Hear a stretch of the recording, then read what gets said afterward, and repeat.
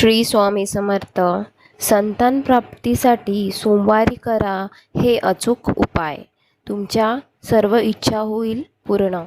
सोमवार हा भगवान शंकराचा दिवस मानला जातो. सोमवारी ही भगवान शंकराची पूजा करणे खूप शुभ मानले जाते. तसेच सर्व दिवस तर हे आपल्या देवांचेच असतात, सगळे दिवसच देवांचे असतात. पण प्रत्येक दिवसाचं एक वेगळं महत्त्व असते. तर त्याचप्रमाणे सोमवार हा दिवस आपण भगवान शंकराचा मानून चालत असतो. तर त्या दिवशी आपले काही उपाय असतात, काही उपास असतात जे आपण शंकरांसाठी करत असतो. तर सोमवार हा शंकराचा मानला जातो. आजच्या दिवशी काही उपाय करणे अतिशय शुभ मानले जातात. आपल्याला खूप फलदायी पण ते उपाय होऊ शकतात. काही स्त्रिया या सोमवारचे उपासही धरतात. त्याला आपण 16 सोमवार असे म्हणत असतो. तर शिवलिंगावर आपण शक्यतो दूध चढवतो.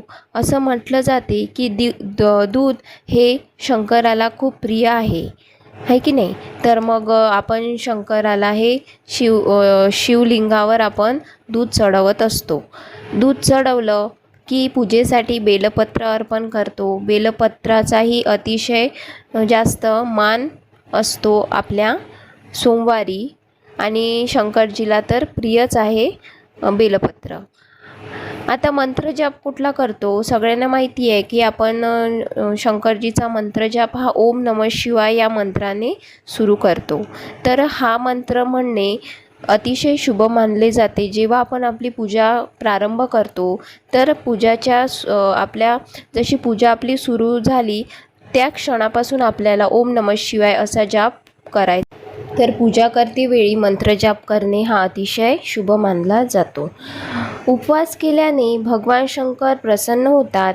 प्रत्येक देवाचे हे उपवास असतात, आपण धरतोच. जेव्हा आपण पूजा करतो तो दिवस आपल्यासाठी महत्त्वाचा असतो, तर आपण उपवासही धरतो. तर शंकराचा उपवास केल्याने भगवान शंकर हे प्रसन्न होतात असे मानले जाते. तर म्हणून आपण पूर्ण श्रद्धेने ही उपवास करत असतो. अभिषेक कसा करावा? तर शिवलिंगावर दूध, मध म्हणजेच आपलं शहद, गंगाजल आणि बेलाची पाने अर्पण करायची असते. या सर्व वस्तू शंकराला अतिशय प्रिय आहे. म्हणून अभिषेक करतेवेळी या गोष्टीचं आपल्याला पालन करायचं आहे. या गोष्टीस आपल्याला शिवलिंगावर अर्पण करायचे आहे. बेलपत्र सोमवारी, तर बेलपत्र चढवल्याने आपल्याला काय होणार? आपल्याला केव्हा चढवायचं आहे? तर सोमवारी शिवलिंगावर बेलपत्र चढवणे, अर्पण करणे, त्याने सर्व आपल्या मनोकामना पूर्ण होतात. कारण की बेलपत्र हे आपल्या शंकरजीला अतिशय प्रिय आहे. तर मंत्रजाप कसा करायचा आहे? तर जेव्हा आपण अभिषेक करत असतो, अभिषेक करतेवेळी आपल्याला ओम नमः शिवाय या मंत्राचा जाप करायचा आहे. मी याआधीसुद्धा तुम्हाला सांगितलेलं होतं. तर आपल्याला सोमवारी कुठले कुठले कार्य करायचे आहे ज्याने देव आपल्यावर आणखी प्रसन्न होईल आणि आपल्यावर आणखी कृपादृष्टी ठेवेल. सोमवारी काय करायचं आहे? अन्न आणि वस्त्र हे दान करायचे आहे. गरिबांना अन्न वस्त्र दान करायचे आहे. त्यांनी काय होणार? देव आणखी प्रसन्न होणार. काय माहिती, या रूपात आपल्याला देवच भेटून जाईल. तसं पण देव आपल्याला त्यांच्या खऱ्या रूपात थोडी मिळतं. आपल्याला देवाला आपल्याला भेट द्यायची असेल तर देव आपल्याला कोणाच्या ना कोणाच्या रूपात येऊन भेट देतं. तर आपल्याला दानपुण्य हे करत राहायला पाहिजे. गरिबांना मदत करायची आहे, आजच्या दिवशी करायची आहे. आणि आपल्याला जेवढी होईल तेवढी गरिबांची मदत, जेव्हा आपल्याला वेळ भेटेल, जेव्हा आपल्याला संधी मिळेल, आपल्याला गरिबांची मदत ही करायचीच आहे. सोमवारी शक्य झाल्यास गरिबांना अन्न, फळ, कपडे आदी दान करा. त्यांना आवश्यक वस्तू दान करा. त्यांना ज्या वस्तूची गरज आहे त्यांना विचारा आणि त्या वस्तू त्यांना दान करा. त्यांनी गरिबांचा आशीर्वादसुद्धा आपल्याला मिळतो. तर पूजेच्या वेळी आपल्याला काय करायचं आहे? तर पांढरे वस्त्र धारण करायचे आहे.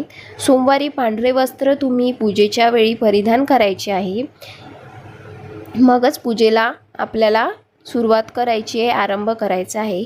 असे आपल्याला शास्त्रात सांगितलेलं आहे की जेव्हा पण आपण शंकराची पूजा करतो तर आपल्याला पांढरे वस्त्रच धारण करायचे आहे, परिधान करायचे आहे. सूर्योदयाच्या वेळी काय करायचं आहे आपल्याला? शिवलिंगावर उसाच्या रसाचे अभिषेक करायचे आहे. त्यांनी काय होणार? आपली आर्थिक दृष्टी ही सुधारायला सुरुवात होईल.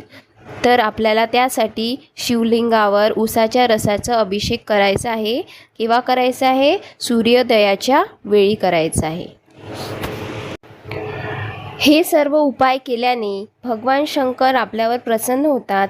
आपल्या सगळ्या मनोकामना पूर्ण व्हायला लागतात. घरात सुख समृद्धी, शांती नांदायला सुरुवात होते. कर्ज आणि इतर समस्या दूर व्हायला लागतात. मानसिक तणावसुद्धा आपला दूर व्हायला लागतो. जेव्हा पण आपण देवाची सेवा करतो तेव्हा आपल्या मनालाच एक प्रसन्नता वाटते. तर त्यामुळे काय होणार? आपली मानसिक जी आपली अशांतता लाभलेली आहे ती पण दूर व्हायला लागते. मन असं प्रसन्न व्हायला लागतं. सोमवारी आपल्याला रुद्राक्षाचा अभिषेक केल्याने काय होते? तर सोमवारी रुद्राभिषेक करणे देखील खूप चांगले मानले गेलेले आहे. शिवाचा रुद्राभिषेक वेगवेगळ्या इच्छा आपल्या पूर्ण करण्यास मदत करत असते. त्यामुळे होईल तर रुद्राभिषेक नक्की करा. संतान प्राप्तीसाठी आपल्याला काय करायचं आहे? आता बघा, इथे संतान प्राप्तीसाठी आपल्याला शिवलिंगावर कशाचा अभिषेक करायचा आहे? संतान प्राप्तीसाठी आपल्याला शिवलिंगावर तुपाचा अभिषेक करायचा आहे, ज्याने संतान सुख आपल्याला नक्की प्राप्त होईल. दर 16 सोमवारी तुम्हाला संतान प्राप्तीसाठी तुपाचा अभिषेक करायचा आहे. पूर्ण विधिवत पूजा करायची आहे. आर्थिक स्थिती कशी सुधारेल त्यासाठी कशाचा अभिषेक करायचा आहे तो मी सांगितलेला आहे. आर्थिक स्थिती सुधारण्यासाठी आपल्याला उसाच्या रसाचा अभिषेक करायचा आहे. हे सर्व उपाय तुमच्या जीवनात खूप बदल घेऊन येऊ शकतात. उपाय करा आणि नक्की अनुभूती घ्या. ओम नमः शिवाय. व्हिडिओ आवडला असेल तर नक्की लाईक सबस्क्राईब करा. श्री स्वामी समर्थ. भेटूया अशा छान माहितीसोबत.